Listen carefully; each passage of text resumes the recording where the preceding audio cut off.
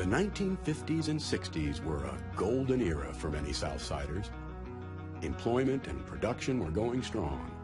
And although the railroads were in decline, even Buckeye Steel was desperate for workers because of the high turnover. They literally would send buses down into West Virginia and Kentucky to recruit people and bring them up to Columbus. They'd come up, I'd see them, they'd come in the store. Also, they would buy a little furniture, you know what I mean, because they'd settle here, or their kids would settle here.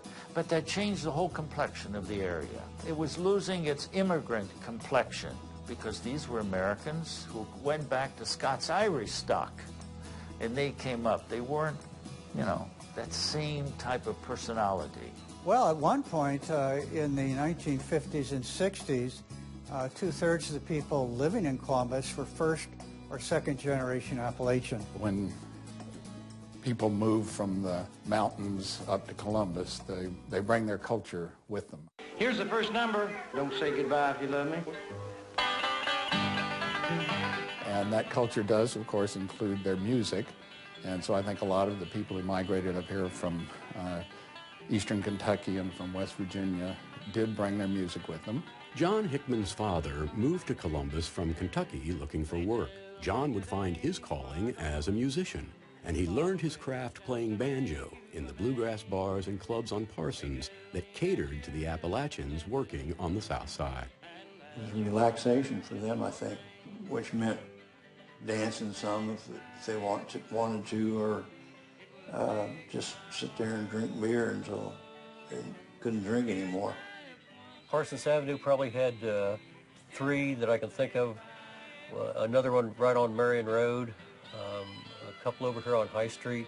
At one time there was probably 5 down here that played. It was a mixed crowd. I mean, there was probably people there from Tennessee, Indiana, you know, of course, Kentucky, and a lot of Kentuckians in Ohio back that time. Darling, I have come to tell you, oh, it almost breaks my heart. It sounds like happy, good time, dance music even.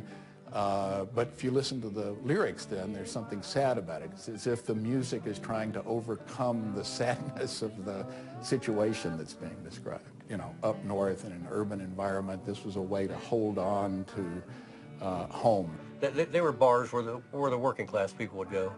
And yeah, some of those got pretty rough. Well, as they put it now, it would be a knife and gun club, you know. But it was rough, but that was part of it. Well, the Astro Inn, for one thing, had a reputation for being kind of rough. However, I never got in on any of that. And you had to be wary and had to be cautious and you had to be sure you didn't offend the wrong people. But by and large, the guys who were going to fight among themselves, and they were on the other side of the wall. The music was in one half room, and the bar and the serious professional drinkers were on the other side. They left us alone, and we left them alone, and everybody had a good time.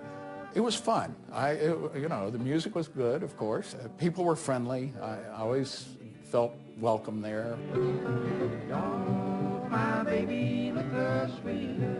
And we always would try to do a couple gospel numbers.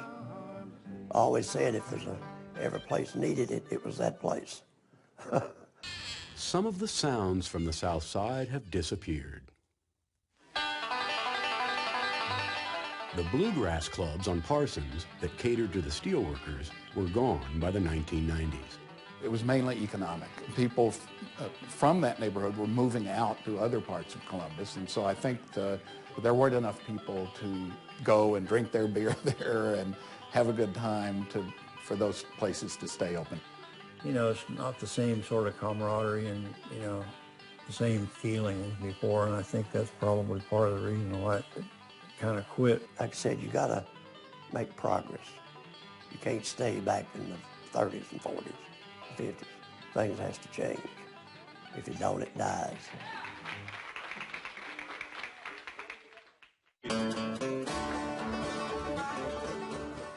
But about a mile away from those clubs on South High Street, an establishment still caters to those who love the music. It's no longer steelworkers hungering to hear their music, but it might be their descendants, now living in the suburbs, connecting to the past through informal jam sessions. We started on 4th Street in 1969, so ever since we started, we came over here in 1985, and they kind of came with us and been playing ever since. Broke from 8 to 5 on Saturday, and they'll play all day long. Sometimes at 5 o'clock we have to run them out of here. Young, old, everything. Male, female, we have all types. Some are really good, some really aren't too good. The music spilling out of the clubs on Parsons may have grown faint, but the South Side and all of Columbus was changed by the Southerners who moved here. I really encountered a lot of people who had come up from maybe Kentucky, West Virginia. I'd say there's a tenaciousness and there's a loyalty. They are loyal to their neighborhood, they are loyal to their families, they are loyal to the institutions that are here.